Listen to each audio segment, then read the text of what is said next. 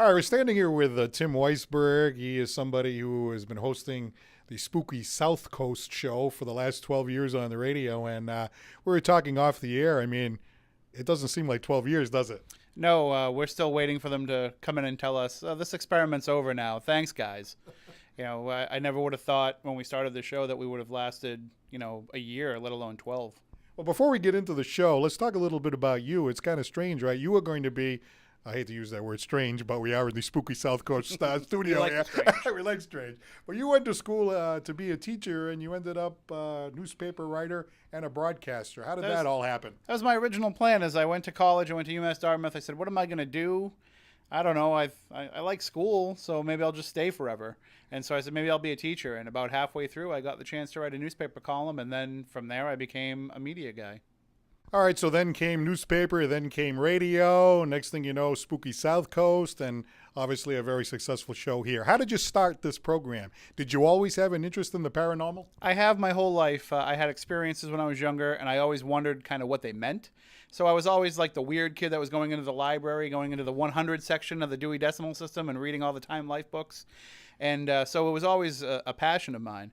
And then when I started doing the sports show here with Jack Peterson and Evan Russo, Pete Braley was the program director at the time, and he called me up one day and said, I really like what you do.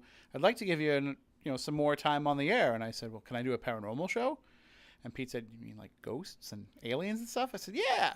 He said, well, that's kind of weird. When do you want to do it? I said, well, the only time on my schedule is Saturday nights at 10 o'clock. He said, well, that's perfect because there's, as you can hear, there's nothing on the radio then. So, well, if you're going to do a paranormal show, right, right, a Saturday night, midnight kind of thing, right? Get people as they're getting ready for bed. And, we used to say back in those days, lock the doors and turn on all the lights. And now people tell us, oh, I go to sleep to you guys. I'm like, well, that's not really what we're going for. We were trying to keep you up all night, but okay. Well, as long as you're listening. Tell me a little bit about the experiences that you had. You did have some kind of experience with paranormal that got you interested in the topic? I did. From the time I was really young, my family talked about my aunts and my mother having an experience with a ghost in their house when they were younger. And then when I was a teenager, I moved into my aunt and uncle. Moved into a house in Halifax, and I used to go stay with them in the summer, and that place was haunted. And so I realized this stuff is real. There's got to be something to it. And that led to me actually trying to research it. And now that we've been doing this show for so many years, we've started going out and running events and ghost hunts. And now I've had so many experiences that, the paranormal is just normal to me. Well, I know a lot of people out there watching this will say, well, ghosts and all that, that's a lot of baloney and this and that. But then there are people like you that say, well, wait a minute. I've got some evidence. I've got some experiences. A lot of people say that they've had experiences. Really, to me, I always thought when I got into this that I was going to be the guy that was going to find the one good piece of evidence that was going to convince the world ghosts existed. And now I realize it's just too subjective of a thing. So I see my role now as bringing the paranormal to people and bringing people to the paranormal. So it's not about me getting that one big experience, but it's about me bringing somebody to having their first experience and getting them to kind of open their minds up to the possibilities. Well, you talked about this house being haunted, and you said, well, we knew that this house was haunted, and you actually experienced it yourself. What types of things are we talking about? If I'd heard about shadows on the wall, faucets that would turn on and off in the middle of the night, there'd be some rattling, some different things going on. But it was one night we were there, and my aunt and uncle had gone out, and they left my other aunt to babysit us. And as we're sitting there watching TV, all of a sudden we hear like, ka-thump, ka-thump, ka-thump. And we couldn't figure out what the noise was. And we realized that it was the bulkhead doors to the basement. So we thought somebody was breaking into the house. So we go downstairs and try and see, and there's nobody there, and the doors aren't moving. And we go back upstairs, and we hear ka-thunk, ka-thunk. And this went on for a couple of times. And finally, it was when we went downstairs, and we caught just in time, we saw the doors actually moving up and down and realized, wait a minute, that's not the wind. These are steel bulkhead doors. I was going to say, can't there be a logical explanation for this? There was not in this case. We were hoping that there was, but and that's when my cousin opened up to me and said, listen, we've been dealing with a lot of stuff here. We're just laying on the floor looking out the hallway, and I could see this shadow walking toward me, and I expected to see like my aunt or uncle coming down the hallway, and there was nobody there. So that's when I was like, okay, I understand now. So, since you've been doing this show, do you use it at all for investigative reasons? Do you actually put it out there like, hey, I want to hear your story? Oh, absolutely. Through my work with this show, I've actually become a researcher and a producer on some of the paranormal television shows. So I'm always looking for people's stories, and I'm always looking for not only South Coast places that we can feature, but really any place around the world that if it's a good topic for the show, we'll handle it here. If it's a good topic for television to go and research, I will pass it off to some of the shows that I work on. Now, I know in the last show that you did, you talked about voodoo, and I don't know anything about this topic. You know what I know about voodoo? You ever watch Gilligan's Island? Remember how it was always like the guy on the other side of the island, making these grunts and things like And that? that's what I thought that it was for years. But I know after hearing your show, I learned a lot. I did too. Hearing the guests that we had last week on the show say, listen, this is not about some of these negative things that you're hearing in the news. This is a very positive, very love-oriented religion and belief set. And so that just opens my mind, and that just shows what this Spooky South Coast program is for.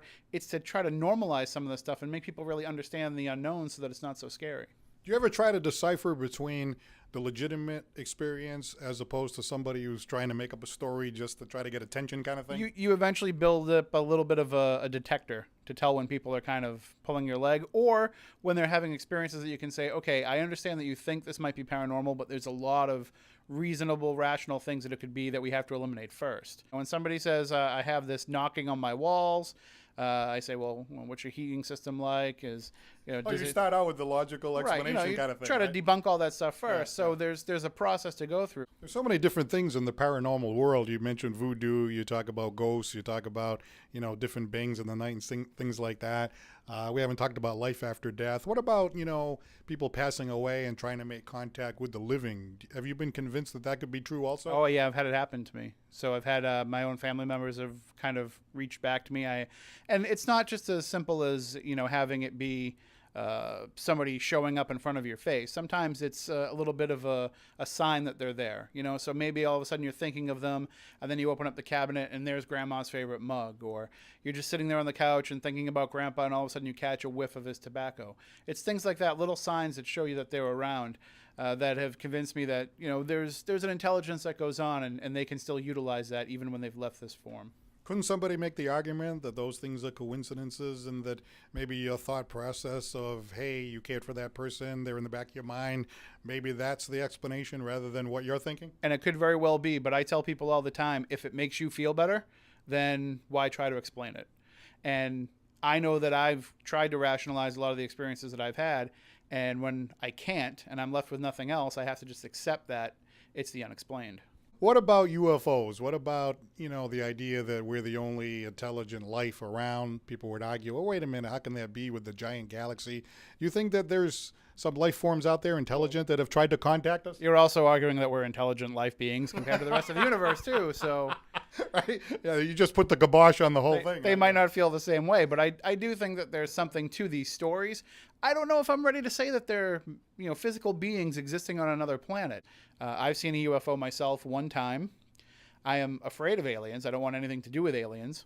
But one time I was driving home from a ghost event, and as I'm driving home, I was going over the 195 over in New Bedford there by Market Basket, and I just look up over the Acushnet River, and I see this light, and it's going,